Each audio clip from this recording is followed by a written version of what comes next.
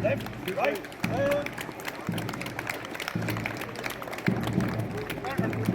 eyes, left.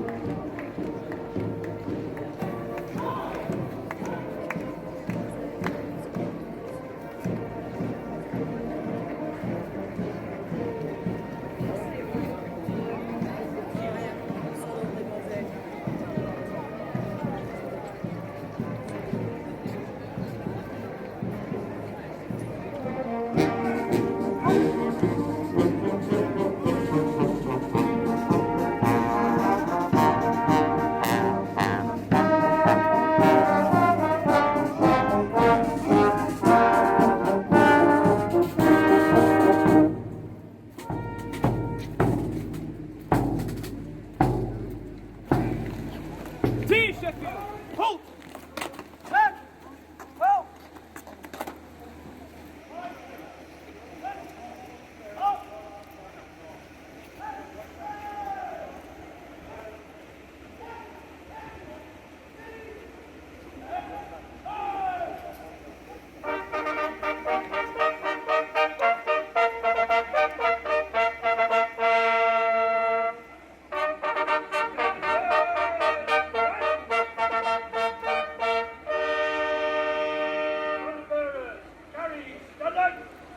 So this is the Armed Forces and Veterans Day in Sheffield Peace Gardens, 18th of June 2022.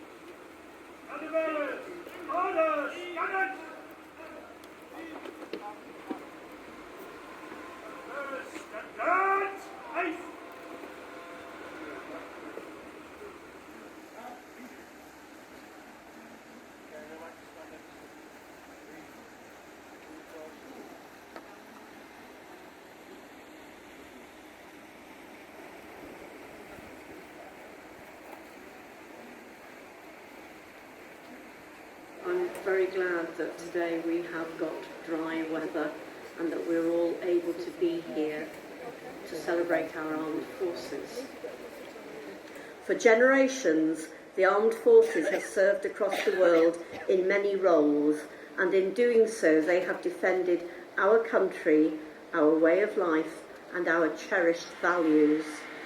This year's event forms part of the activities being held to mark the 40th anniversary of the end of the Falklands War, especially significant for our city, as earlier this year we also marked the anniversary of the sinking of HMS Sheffield during that conflict.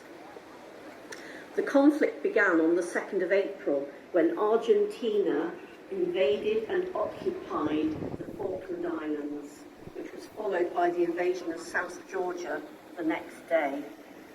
On 5th of April, the British government dispatched a naval task force to engage the Argentine Navy and Air Force before making an amphibious assault on the islands. The conflict lasted 74 days and ended with an Argentine surrender on 14th of June, returning the islands to British control.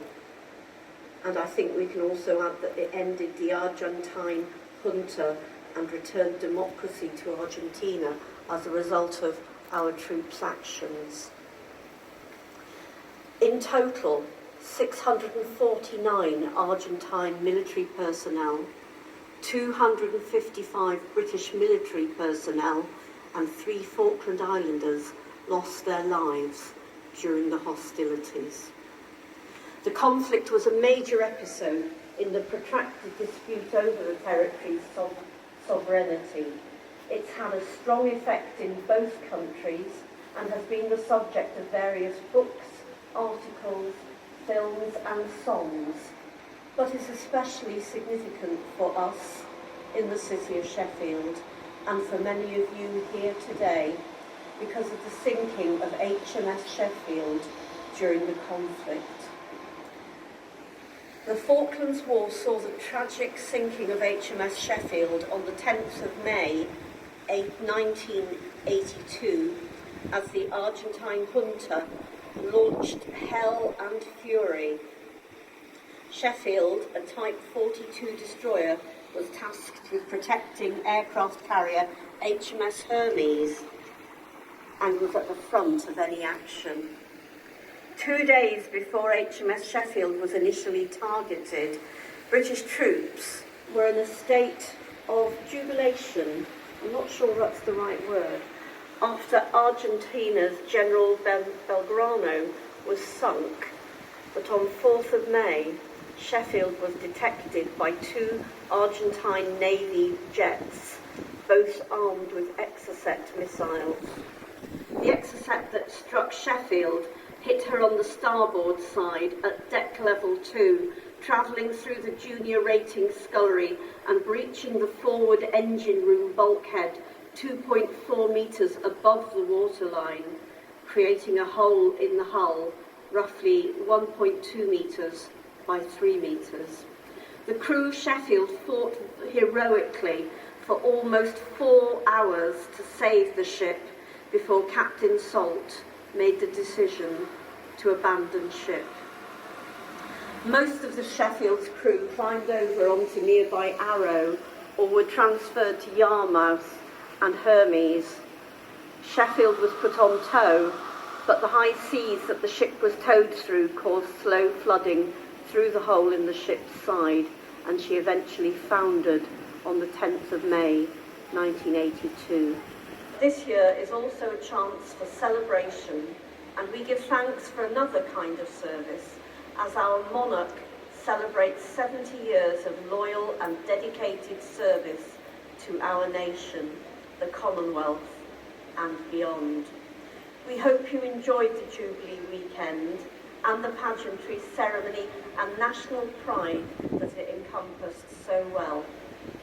We are grateful for her enormous sense of duty and commitment to service, which we also so greatly admire in our veterans, armed forces and cadets. As we start to feel that our freedoms are being returned with the relaxing of COVID restrictions and the limits on meeting family and friends, we are especially grateful to those of you who fought, lost loved ones and risked your own lives to ensure those freedoms are ours to enjoy. And I would like to finish by thanking all of those in the armed forces, our National Health Service, our civil servants, key workers and volunteers who work in their own tireless ways to protect and care for all our citizens. Thank you.